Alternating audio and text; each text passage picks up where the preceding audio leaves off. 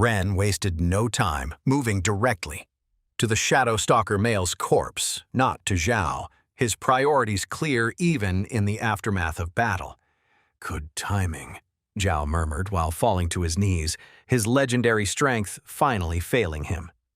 Although he had feigned the trembling in his legs and having not a drop of mana for Adrian, now he truly was depleted.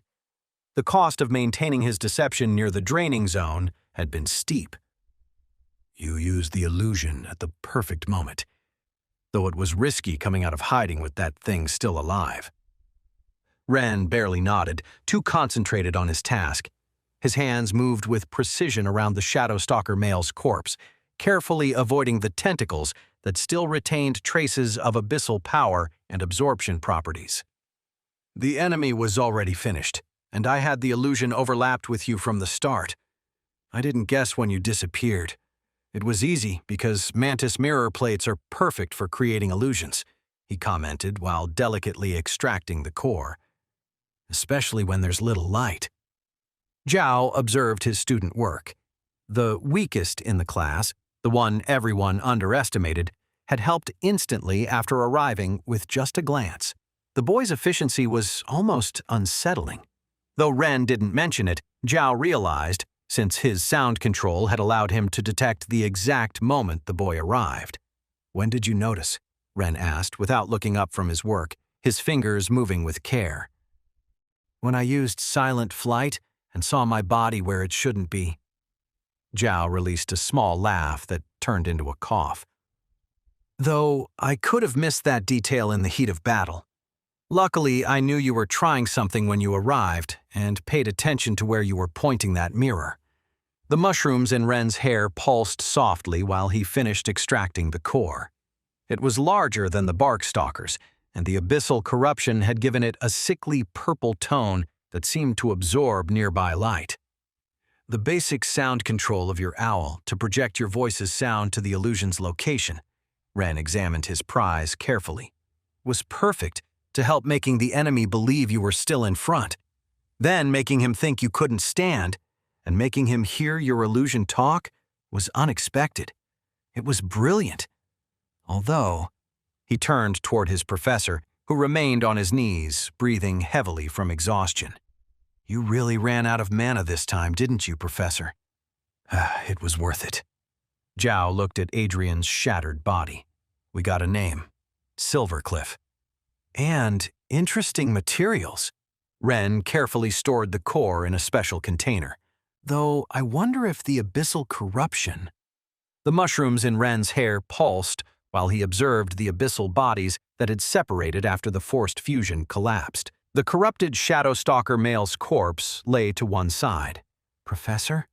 Ren pointed timidly toward the deformed mass. That one too? Zhao shook his head, still catching his breath. That one we'll have to take to the city for analysis. Sorry, but when I make the official report... I understand, Ren nodded, though his eyes remained fixed on the interesting patterns of the failed fusion.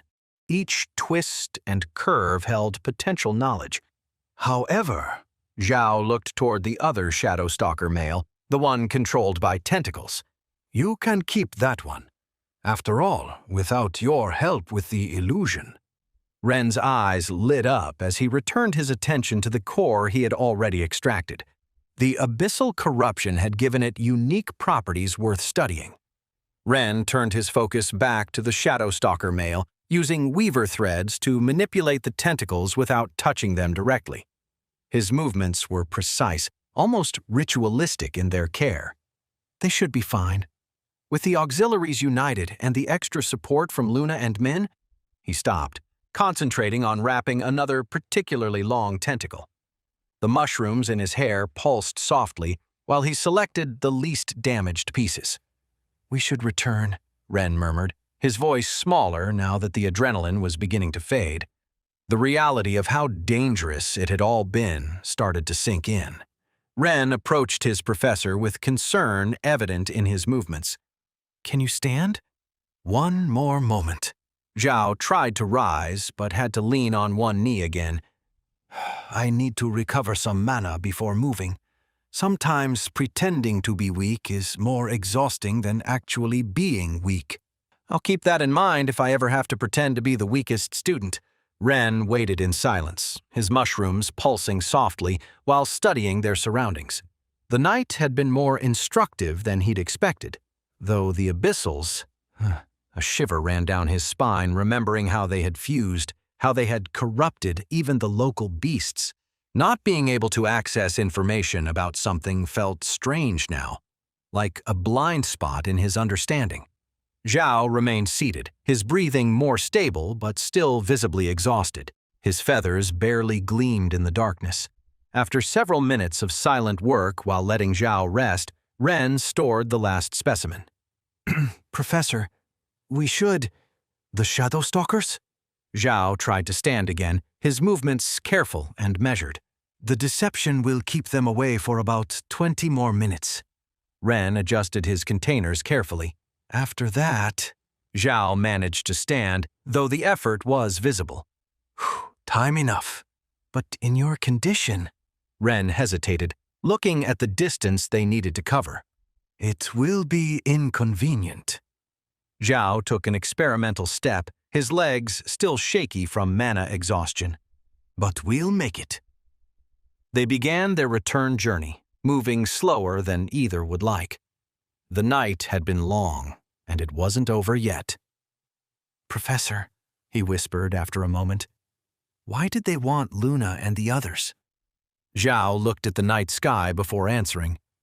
That, along with the name we obtained, is something we'll have to investigate very carefully. Min had reduced the pyromancer's power, something the auxiliaries hadn't initially agreed with, their protective training flaring against him getting aggroed by the attacker. It's too dangerous to expose a student, they had protested, but when his water began effectively reducing the abyssal pyromancer's flames, their protests transformed into tactical orders. Every splash weakened the corrupted fire's intensity, so they left their complaints for later. The combat had ended quickly after that. The pyromancer, unable to maintain his defensive zone under constant aquatic assault, fell to the auxiliary's coordinated attack, his corrupted flames sputtering out against the relentless water. Later, the complaints would turn to praise from the snail auxiliary.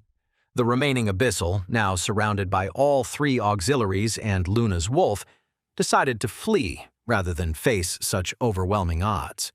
Now, in the improvised shelter, the calcium-plated snail auxiliary tried to maintain order.